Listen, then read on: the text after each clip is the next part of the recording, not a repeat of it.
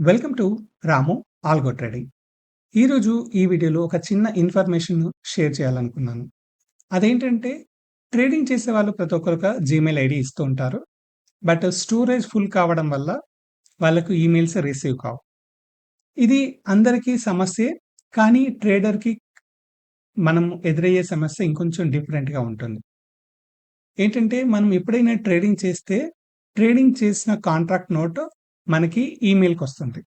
ఒకవేళ గనక మీ ఈమెయిల్ గనక బౌన్స్ అయితే, అంటే మీకు స్టోరేజ్ ఫుల్ అయ్యి ఈమెయిల్ గనక రాకపోతే బౌన్స్ అవుతుంది. సో, ఇలాంటి కేసెస్‌లో ఏమవుతుందంటే, మీకు పెనాల్టీ వేస్తూ ఉంటారు. ఫిజికల్ కాంట్రాక్ట్ నోట్ ఇంటికి పంపించేసి, మీ లెడ్జర్‌లో చార్జ్ చేస్తూ ఉంటారు.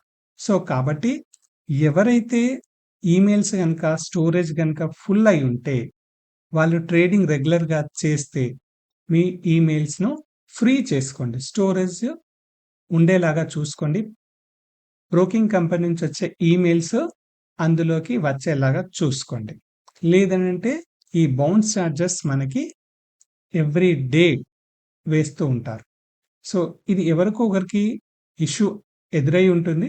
సో, కాబట్టి మీకు తెలిసిన ఫ్రెండ్స్‌కి కూడా షేర్ చేయండి. ప్రతి ఒక్కరు ఈమెయిల్ ఫ్రీగా ఉంచుకోవడానికి ట్రై చేయండి. సో, ఇది మనము యాస్ ఎ ట్రేడర్‌గా ఫేస్ చేసే ఇష్యూ. లేదు మీకు ఆ ఇష్యూ ఉంది. ఈమెయిల్ కావట్లేదంటే కనీసం చేంజ్ ఆఫ్ ఈమెయిల్ అన్నా పెట్టుకోండి. ఓకే. థాంక్ యూ అండి.